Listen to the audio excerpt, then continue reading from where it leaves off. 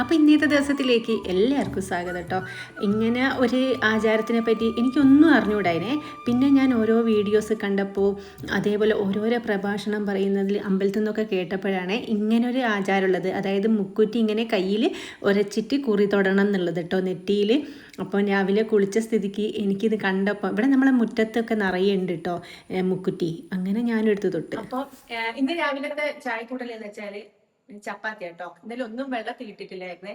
അതുകൊണ്ട് തന്നെ ഇപ്പം ഇന്ന് ചപ്പാത്തി ഉണ്ടാക്കാന്ന് വിചാരിച്ച്. പിന്നെ നമ്മള് ഒരു പ്രധാനപ്പെട്ട സാധനം ഉണ്ടാക്കുന്നുണ്ട്, ഇതാ പനീർ ബട്ടർ മസാല.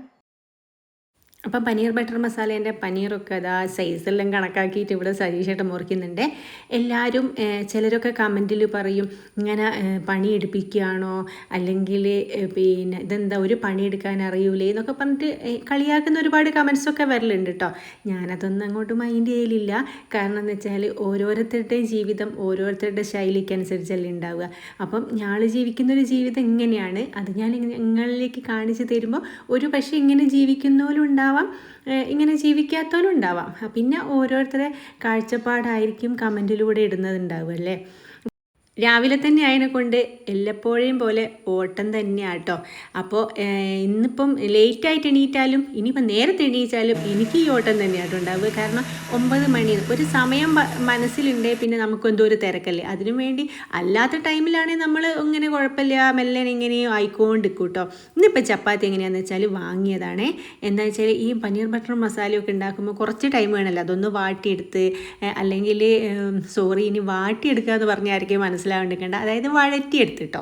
അപ്പോൾ ഈ വഴറ്റിയെല്ലാം എടുത്ത്, ഇതൊക്കെ കൊയിലാണ്ടി ഭാഷയാണ് കേട്ടോ, വഴറ്റിയെടുത്ത് പിന്നെ അതേപോലെ അതൊന്ന് അരച്ച് അത് ചൂട് തണിയാൻ വെച്ച്. അപ്പോൾ ഈ കുറച്ച് ടൈം എടുക്കുന്നതിനെ കൊണ്ട് തന്നെ ഞാൻ പറഞ്ഞ് ചപ്പാത്തി ഇനി കുറച്ച് നേരം വെക്കണേലോ നമ്മൾ കുഴച്ച് വെച്ച് അത് ചുട്ട്. അപ്പോൾ അതിനേക്കാളും നല്ലത് നമുക്ക് ചപ്പാത്തി പാക്കറ്റ് വാങ്ങാമെന്ന് പറഞ്ഞപ്പോൾ സൈഷേട്ടൻ ചപ്പാത്തി പാക്കറ്റ് കൂടെ കൊണ്ടുവന്ന കേട്ടോ.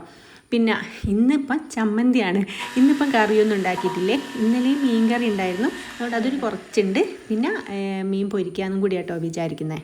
മിക്സിയിലായാലും അമ്മിക്കല്ലിലായാലും ഇങ്ങനെയൊന്ന് കൂട്ടി യോജിപ്പിച്ച് ഒന്ന് കുഴച്ചുരുട്ടിയെടുക്കുന്നത് അത് സജീഷ് ചേട്ടന് ഇഷ്ടമാണ് കേട്ടോ. അത് സജീഷ് ചേട്ടന് മാത്രമല്ല എനിക്കും ഇഷ്ടമാണ്. കാരണം നമ്മൾ ആദ്യമൊക്കെ അമ്മിക്കല്ലിൽ തന്നെ കുറച്ച് ചോറിട്ട് കുഴച്ച് തിന്നൂലേനോ, അപ്പോൾ ആ ഒരു ടേസ്റ്റ് ഫീൽ ചെയ്യും കേട്ടോ കൈയൊന്ന് കൂട്ടി ചേർക്കുമ്പോൾ.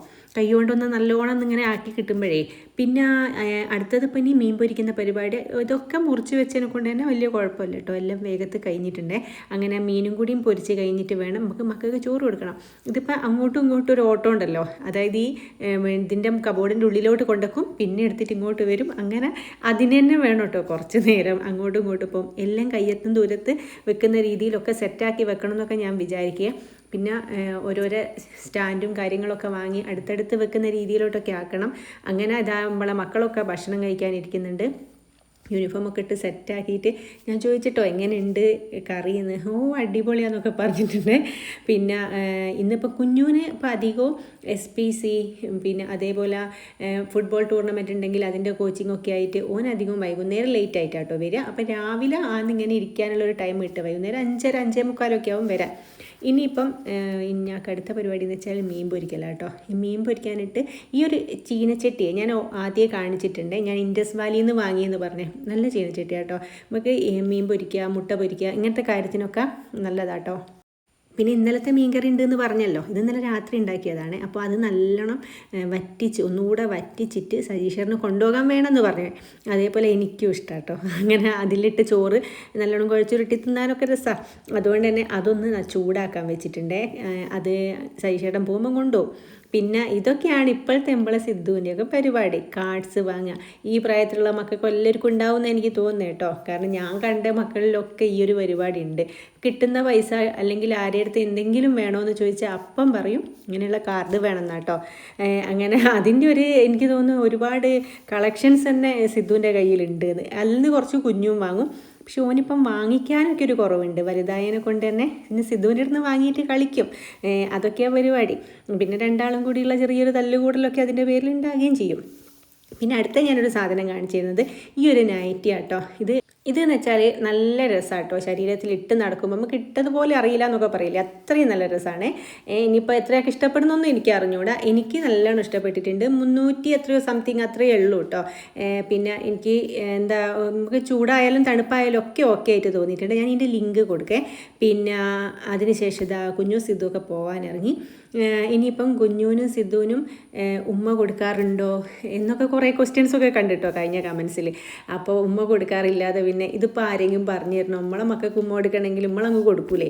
അപ്പോൾ ഞാനതുകൊണ്ട് തന്നെ ഞാൻ എപ്പോഴും എൻ്റെ മക്കൾക്ക് ഉമ്മ കൊടുക്കലുണ്ട്. അതേപോലെ സജീഷേറിനും കൊടുക്കലുണ്ടോ.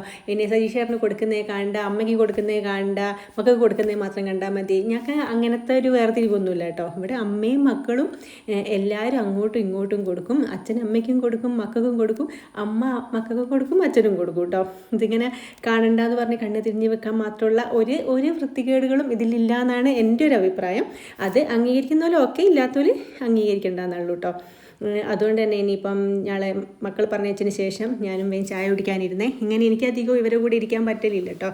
ചോറെടുത്ത് വെക്കേണ്ടതൊക്കെ തിരക്കിലൊക്കെ ആയി പോകലുണ്ട്. പക്ഷെ ഇന്ന് കുളിയെല്ലാം കഴിഞ്ഞ് അതുകൊണ്ട് തന്നെ എനിക്ക് ചോറും ചമ്മന്തിയാണല്ലോ, അതെടുത്ത് വെക്കാൻ വേഗം കഴിയുമല്ലോ. അതുകൊണ്ട് തന്നെ ഞാൻ വേഗം അതൊക്കെ ഒരു സൈഡാക്കി വെച്ചതിന് ശേഷം സൈഷറിൻ്റെ അപ്പുറം ചായ കുടിക്കാനിരുന്നേ.